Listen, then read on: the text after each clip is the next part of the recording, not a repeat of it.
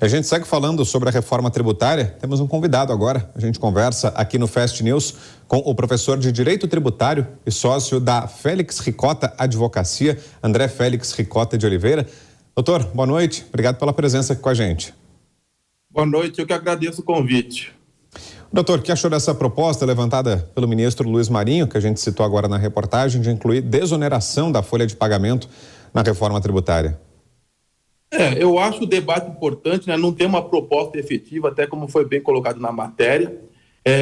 A folha de salários é um custo para uma empresa, é um custo para o empreendedor, então é importante que não tenha uma tributação muito alta sobre a folha de salários, né?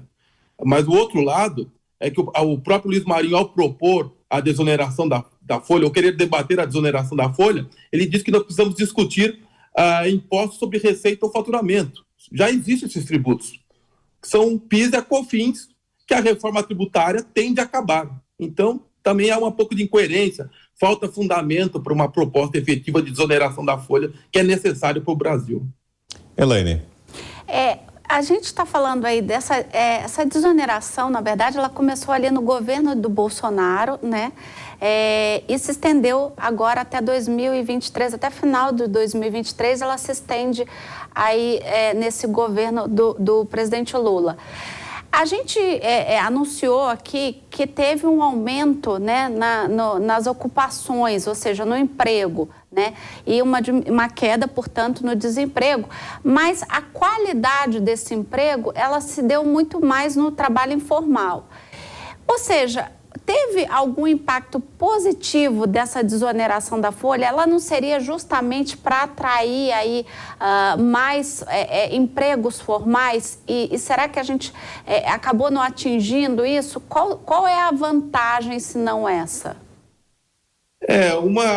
Uma ideia que o pessoal tem, uma boa parte, pelo menos, até da parte da academia, é que você, desonerando a folha de salários, tende a formalizar mais empregos ou criar mais empregos. Mas, na verdade, o que cria empregos é o desenvolvimento econômico. Esse é o principal ponto. Desonerar a folha é uma possibilidade de atrair investimentos e ocorrer um desenvolvimento econômico. Se não existir um desenvolvimento econômico, dificilmente serão gerados novos empregos. Mas o importante é a gente entender que a tributação sobre a folha no Brasil já é pesada. Países desenvolvidos ou em desenvolvimento buscam desonerar a folha o máximo possível, porque folha, como eu já falei, é um custo. Então é tributar custo, é tributar despesa.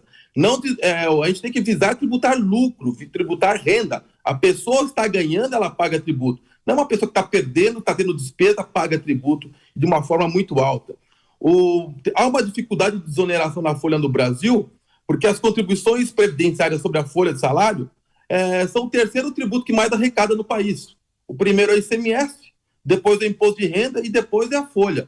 Então, dificilmente o Estado vai querer perder essa receita, né, pela simples boa vontade de desonerar e tentar incentivar a cadeia produtiva.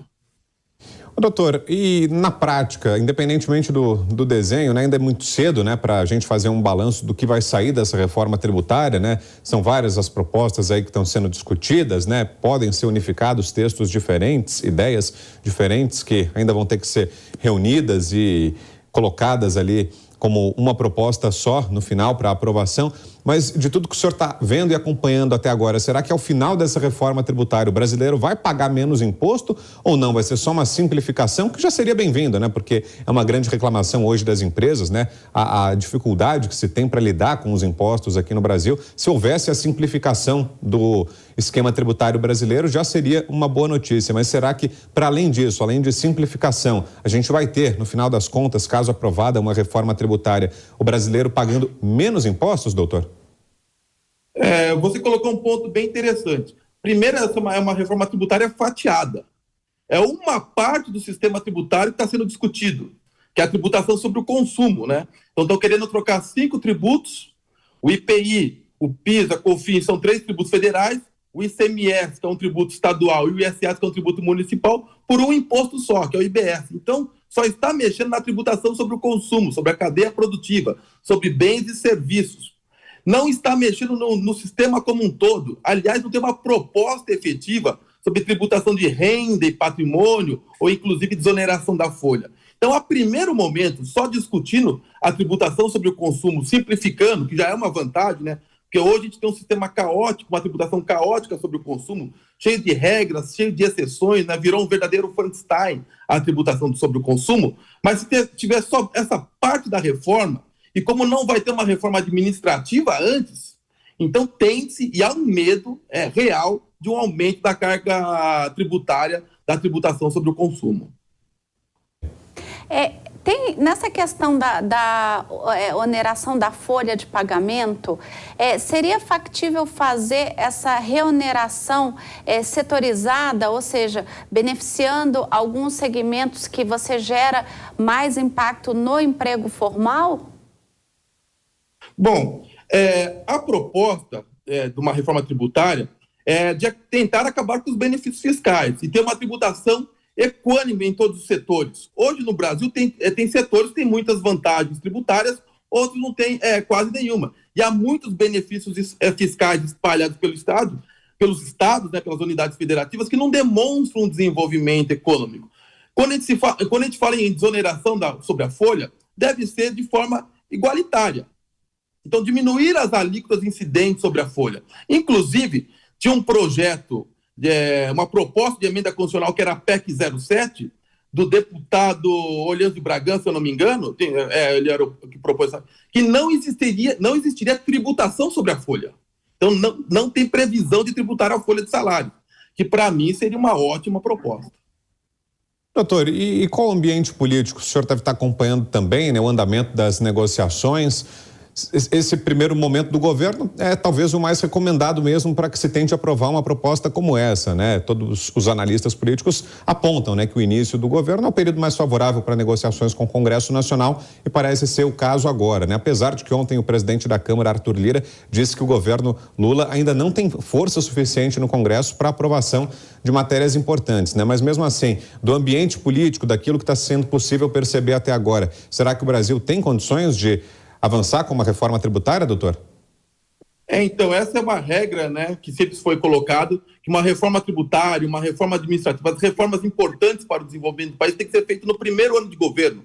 Porque a partir do momento que o governo foi eleito, em tese, tem uma alta admissão popular, né, um apoio popular, só que também nós temos uma questão sui generis dessa eleição, porque o Poder Executivo foi eleito por uma força, e a maioria do Legislativo foi eleita por uma outra força política. Então, hoje, o governo não tem a maioria, o Poder Executivo, vamos dizer assim, né? Porque o Poder Legislativo também é governo. Então, mas o Poder Executivo não tem a maioria do Poder Legislativo. Então, é uma reforma tributária que vai ficar nas mãos do Congresso Nacional. O Congresso Nacional deverá discutir bem as propostas, fazer os acordos políticos, e é o anseio da sociedade. Eu acho que desse ano não vai passar essa reforma tributária. Elaine. O senhor mencionou sobre a não tributação da folha de pagamento, se eu bem entendi, é isso, existe uma proposta para isso, correto? Sim, é que é a PEC 07, isso mesmo, Elaine. Caso ela viesse a ser promulgada, né, isso teria um impacto no risco Brasil bastante positivo ou no frigir dos ovos o impacto é muito pequeno? Vamos dizer assim, esse modelo, a PEC 07, ela copia o sistema tributário americano, ela é nos moldes do modelo americano, que tributa a renda, patrimônio, bens e serviços. Então, ficariam 3 fontes de riqueza, né, signos expressivos de riqueza, objetos de tributação, e os outros ficariam livres de tributação.